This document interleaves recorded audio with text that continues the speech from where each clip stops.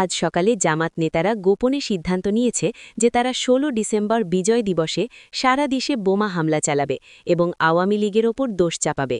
আওয়ামী লীগ এই পরিকল্পনার খবর পেয়ে সতর্ক করছে।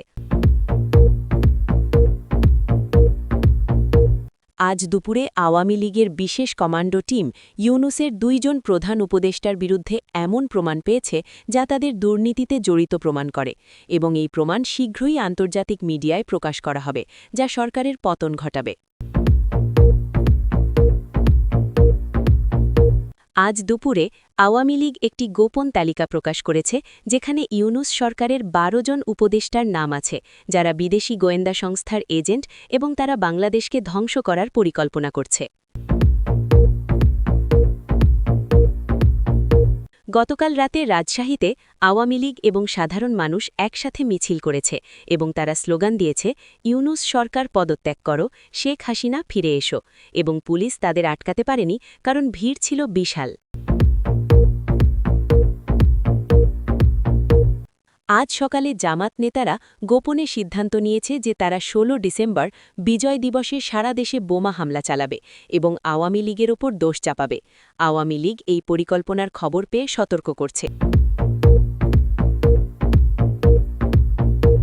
গতকাল সন্ধ্যায় চট্টগ্রামে আওয়ামী লীগের হাজার হাজার কর্মী গোপনে জড়ো হয়েছে এবং তারা স্লোগান দিয়েছে, ইউনূস সরকার পদত্যাগ করো, শেখ হাসিনা ফিরে এসো, এবং পুলিশ তাদের আটকাতে পারেনি কারণ ভিড় ছিল বিশাল। গতকাল রাতে এনসিপি এবং জামাতের যৌথ বৈঠকে সিদ্ধান্ত নেওয়া হয়েছে যে হার্দি হত্যাকারীদের গোপনে পুরস্কার দেওয়া হবে এবং তাদের পরিবারকে বিদেশে পাঠানোর ব্যবস্থা করা হবে। ছাত্ররা এর প্রমাণ পেয়েছে এবং তারা প্রকাশ্যে এনে ধরবে। গতকাল মধ্যরাতে আওয়ামী লীগের গুপ্তচর নেটওয়ার্ক ইউনূস সরকারের ভেতরে ঢুকে পড়েছে এবং তারা প্রতিটি সভা ও সিদ্ধান্তের তথ্য সরাসরি ভারতে পাঠাচ্ছে। ইউনূসের নিজের অফিসেই ৩ জন গুপ্তচর কাজ করছে। গতকাল সন্ধ্যায় আওয়ামী লীগের গোয়েন্দা টিম ইউনূসের গোপন ডায়েরি হাতে পেয়েছে, যেখানে লেখা আছে কিভাবে তিনি বিদেশি শক্তির সাহায্যে প্রাক্তন সরকার প্রধানকে হত্যা করার পরিকল্পনা করছিলেন। আজ ভোরে জামায়াতে ইসলামের কেন্দ্রীয় নেতারা গোপনে ফয়সাল আহমেদকে ছেড়ে দেওয়ার জন্য সরকারের ওপর চাপ দিচ্ছে এবং হুমকি দিয়েছে, যদি তাকে না ছাড়া হয় তাহলে তারা সরকার থেকে বের হয়ে যাবে এবং রাস্তায় আগুন জ্বালাবে। গতকাল রাতে ভারতীয় প্রধানমন্ত্রী বাংলাদেশ সেনাবাহিনীর প্রধানকে ফোন করে বলেছেন যে ১৬ ডিসেম্বরের মধ্যে প্রাক্তন সরকার প্রধানকে ক্ষমতায় বসাতে হবে, অন্যথায় ভারত বাংলাদেশের সাথে সকল সম্পর্ক ছিন্ন করবে এবং অর্থনৈতিক অবরোধ দেবে। আজ ভোরে সিলেটে আওয়ামী লীগের গোপন হিট স্কোয়াড আরও ৫ জন ছাত্র নেতাকে ধরে নিয়ে গেছে এবং তাদের ওপর নির্যাতন চালিয়ে তথ্য বের করছে কে কে জুলাই আন্দোলনে নেতৃত্ব দিয়েছিল। তাদের পরিবার কাঁদছে, কিন্তু পুলিশ নীরব।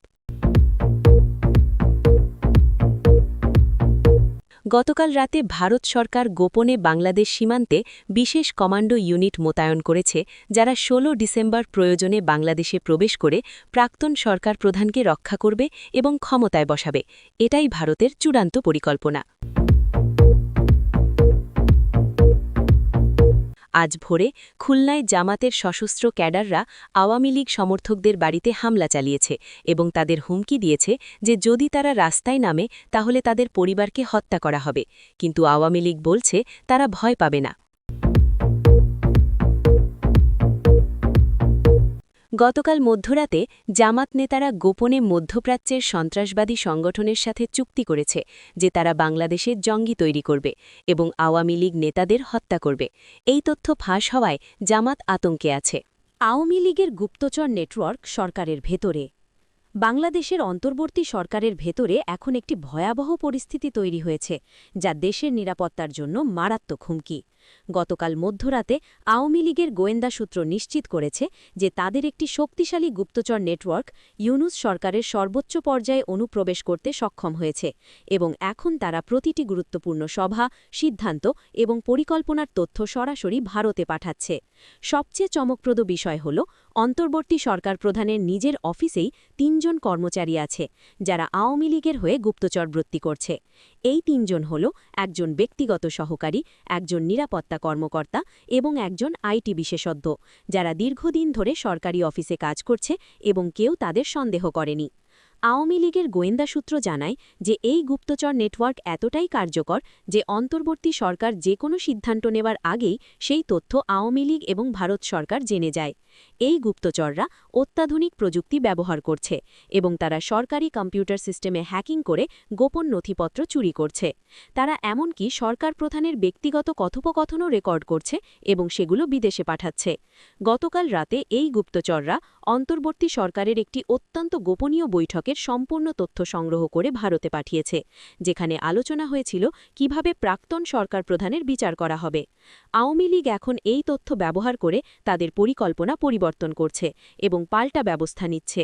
গোয়েন্দা সূত্র আরও জানায় যে শুধু সরকার প্রধানের অফিসেই নয়, বরং বিভিন্ন মন্ত্রণালয়, সচিবালয় এবং এমনকি সেনাবাহিনীর ভেতরেও আওয়ামী লীগের গুপ্তচর রয়েছে।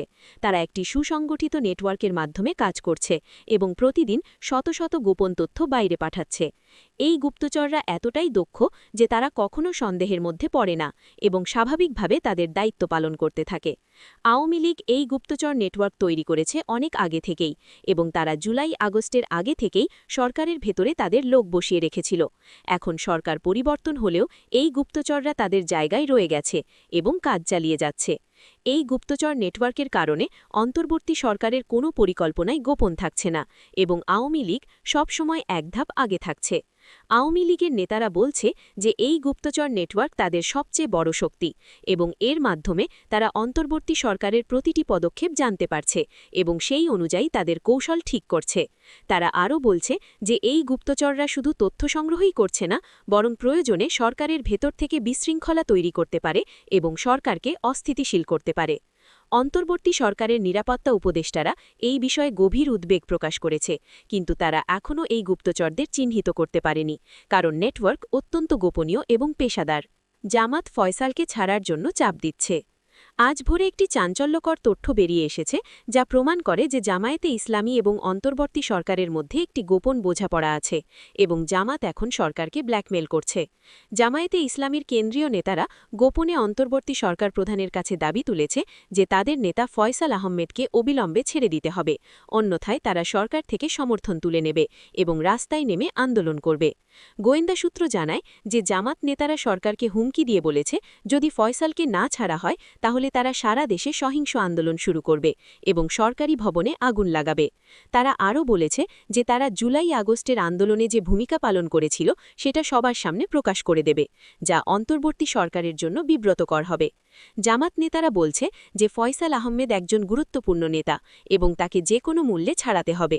তারা সরকার প্রধানকে স্মরণ করিয়ে দিয়েছে যে জামাত ছাড়া এই সরকার ক্ষমতায় আসতে পারত না এবং তাই এখন তাদের দাবি মেনে নিতে হবে। গতকাল রাতে জামাতের শীর্ষ ৫ জন নেতা একটি গোপন বৈঠকে বসে এই কৌশল ঠিক করেছে যে তারা কিভাবে সরকারকে চাপ দেবে। তারা সিদ্ধান্ত নিয়েছে যে প্রথমে গোপনে দাবি জানাবে এবং যদি ৭ দিনের মধ্যে ফয়সালকে না ছাড়া হয় তাহলে প্রকাশ্যে আন্দোলন শুরু করবে। জামাত আরও হুমকি দিয়েছে যে তারা আন্তর্জাতিক মানবাধিকার সংগঠনগুলোকে বলবে যে অন্তর্বর্তী সরকার রাজনৈতিক প্রতিহিংসার শিকার করছে এবং নিরপরাধ মানুষকে জেলে রাখছে। তারা বিদেশি সরকারের কাছেও লবিং করবে যাতে অন্তর্বর্তী সরকারের উপর চাপ তৈরি হয়। জামাতের এই হুমকিতে অন্তর্বর্তী সরকার উদ্বিগ্ন হয়ে পড়েছে, কারণ তারা জানে জামাত যদি সরকার থেকে সমর্থন তুলে নেয় তাহলে রাজনৈতিক ভারসাম্য নষ্ট হবে। আওয়ামী লীগ এই পরিস্থিতি নিয়ে প্রচণ্ড ক্ষুব্ধ এবং তারা বলছে যে এটা প্রমাণ করে জামাত এবং অন্তর্বর্তী সরকার একসাথে কাজ করছে। আওয়ামী লীগ বলছে যে ফয়সাল আহমেদ একজন অপরাধী এবং তার বিরুদ্ধে গুরুতর অভিযোগ আছে, কিন্তু জামাতের চাপে তাকে ছেড়ে দেওয়া হলে সেটা হবে ন্যায় বিচারের বিরুদ্ধে। আওয়ামী লীগ সতর্ক করে দিয়েছে যে যদি ফয়সালকে ছেড়ে দেওয়া হয় তাহলে তারা এর বিরুদ্ধে তীব্র আন্দোলন করবে এবং সরকারকে জবাবদিহি করতে বাধ্য করবে। এনসিপি জামাত হার্দি হত্যাকারীদের পুরস্কার দিচ্ছে। গতকাল রাতে একটি ভয়াবহ এবং জঘন্য ষড়যন্ত্রের তথ্য ফাঁস হয়েছে যা পুরো দেশকে কাঁপিয়ে দিয়েছে। নাগরিক কমিটি বা এনসিপি এবং জামায়াতে ইসলামী একটি গোপন যৌথ বৈঠক করেছে, যেখানে তারা সিদ্ধান্ত নিয়েছে যে হার্দি হত্যাকাণ্ডের সাথে যারা জড়িত ছিল তাদের গোপনে পুরস্কার দেওয়া হবে এবং তাদের পরিবারকে নিরাপদে বিদেশে পাঠানোর ব্যবস্থা করা হবে। এই চাঞ্চল্যকর তথ্য ফাঁস করেছে কয়েকজন সাহসী ছাত্রনেতা, যারা গোপনে এই বৈঠকের প্রমাণ সংগ্রহ করতে সক্ষম হয়েছে। তারা বৈঠকের অডিও রেকর্ডিং এবং কিছু নথিপত্র হাতে পেয়েছে, যা প্রমাণ করে যে এনসিপি এবং জামাত মিলে হার্দি হত্যাকারীদের রক্ষা করছে এবং পুরস্কৃত করছে। এই বৈঠক হয়েছিল ঢাকার একটি গোপন স্থানে, যেখানে এনসিপির ৩ জন শীর্ষ নেতা এবং জামাতের ২ জন কেন্দ্রীয় নেতা উপস্থিত ছিল। বৈঠকে তারা আলোচনা করেছে যে হার্দি হত্যাকাণ্ডে যারা সরাসরি জড়িত ছিল তাদের প্রত্যেককে ৫ লাখ টাকা করে দেওয়া হবে এবং তাদের পরিবারকে মালয়েশিয়া বা তুরস্কে পাঠানোর ব্যবস্থা করা হবে। তারা এও সিদ্ধান্ত নিয়েছে যে এই হত্যাকারীদের নাম কখনো প্রকাশ করা হবে না এবং তাদের রক্ষা করার জন্য যা যা করা দরকার তাই করা হবে। বৈঠকে একজন এনসিপি নেতা বলেছে, হার্দি হত্যা আমাদের আন্দোলনের জন্য জরুরি ছিল এবং যারা এই কাজ করেছে তারা বীর এবং তাদের পুরস্কৃত করতেই হবে। জামাত নেতা সমর্থন করে বলেছে, এই লক্ষ্যেই আমরা একসাথে আছি এবং আমাদের লোকদের রক্ষা করাই আমাদের প্রথম দায়িত্ব। ছাত্রনেতারা যারা এই তথ্য ফাঁস করেছে তারা বলছে যে তারা শীঘ্রই সব প্রমাণ প্রকাশ করবে এবং জনগণের সামনে তুলে ধরবে যে এনসিপি এবং জামাত কত নিচে নামতে পারে। তারা আরও বলছে যে এই ষড়যন্ত্র শুধু হার্দি হত্যা নিয়েই নয়, বরং আরও অনেক গোপন পরিকল্পনা আছে যা তারা ধীরে ধীরে প্রকাশ করবে। আওয়ামী লীগ এই তথ্যে প্রচণ্ড ক্ষুব্ধ এবং তারা দাবি করছে যে এনসিপি এবং জামাতকে অবিলম্বে গ্রেফতার করতে হবে এবং তাদের বিচার করতে হবে। আওয়ামী লীগ বলছে যে হার্দি হত্যাকাণ্ড একটি পরিকল্পিত হত্যা ছিল এবং এখন প্রমাণ পাওয়া যাচ্ছে যে কারা এর পেছনে ছিল।